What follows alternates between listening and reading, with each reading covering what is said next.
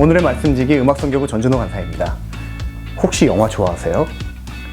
몇 년 전에 I Can Only Imagine이라는 영화가 상영되었습니다. 그 영화는 I Can Only Imagine이라는 노래가 만들어지기까지 실제로 있었던 이야기를 보여줍니다. 영화 속에는 말 그대로 괴물 같았던 아버지와 그런 아버지의 모습을 닮아가게 될까봐 걱정하는 주인공 바트가 등장합니다. 그렇지만 아버지는 예수님과의 만남을 통해 바트가 그렇게도 되고 싶었던 이상적인 모습으로 변화됩니다. 바트는 그 아버지의 모습을 기억하며 I Can Only Imagine 이라는 노래를 완성하게 됩니다. 어쩌면 바트가 그렇게 원하고 바라던 그 아버지의 모습이 오늘 본문에 등장하는 바울의 모습이 아니었을까요?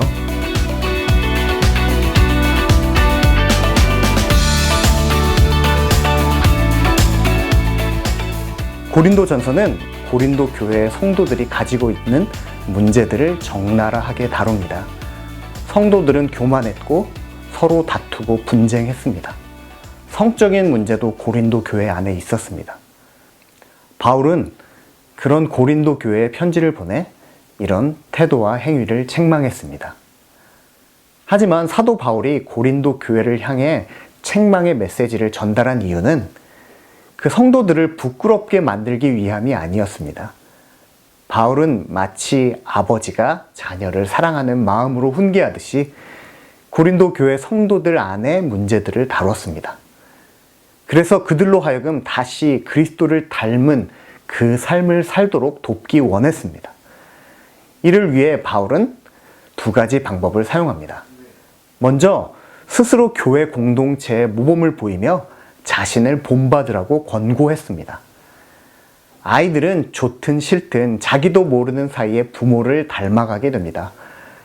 이와 같이 마치 자식을 기르는 부모처럼 바울은 고린도 교회의 성도들에게 삶의 모습을 통해 모범을 보여준 것입니다. 바울은 최선의 모범을 보이신 예수 그리스도를 따르고 있었기 때문에 자신 역시도 좋은 모범이 될 수 있었다고 고백합니다. 두 번째 방법은 잘못에 대해 징계할 것을 분명하게 한 것입니다. 모범을 보이며 가르치는 것도 중요하지만 반항하며 순종을 거부하는 자녀에게는 징계가 필요합니다.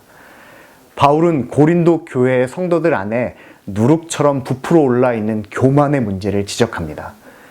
그들은 마치 바울이 오지 않을 것처럼 이야기하며 자신들의 잘못된 행동들을 그럴듯한 말로 정당화시켰고 바울의 가르침을 따르지 않았습니다. 그런 그들을 향해 순종하지 못하는 자녀를 대하듯 바울은 이제 징계할 때가 됐다고 경고합니다. 바울은 사랑과 온유한 마음의 대화를 통해 고린도 교회의 성도들을 대하고 싶었습니다. 하지만 고린도 교회의 사람들은 자신들의 불순종을 자랑스러워할 만큼 잘못된 태도를 가지고 있었고 결국 바울은 그들을 향해 징계의 매가 필요함을 이야기합니다. 우리는 때때로 고린도 교회의 성도들처럼 유창한 말로 우리의 잘못을 가리고 자신을 방어하려고 할 때가 있습니다. 그런 자신의 모습에 도취되기도 하고 결국 그런 잘못된 행동을 하는 것을 통해 다른 사람보다 우월한 존재가 된 듯한 착각에 빠지기도 합니다. 또 반대로 어떤 때는 그런 잘못된 행동과 생각을 하고 있는 우리의 영적 자녀들의 모습을 바로잡아 주어야 할 때도 있습니다.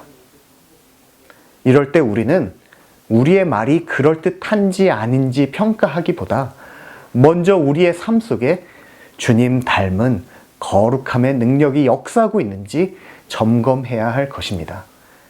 그럴 때 우리는 영적 아비로서 그리스도를 닮은 거룩한 삶의 모범으로 영적 자녀들을 훈계하고 양육할 수 있습니다. 또한 그리스도의 영적 자녀로서 우리는 거룩한 삶의 능력으로 스스로를 증명할 수 있습니다. 바울은 자신의 삶과 가르침을 통해 예수님 닮은 삶을 사는 것, 그것이 바로 영적 아버지로 또한 영적 자녀로 우리가 택해야 할 생활 방식이라고 오늘 본문을 통해 가르쳐 줍니다. 그렇기에 우리는 말로만 예수 닮은 삶에 대해 이야기하고 있는지, 아니면 오늘도 예수 닮은 삶을 살아내기 위해 성령 하나님 앞에서 몸부림치고 있는지 스스로 점검해 봐야 할 것입니다.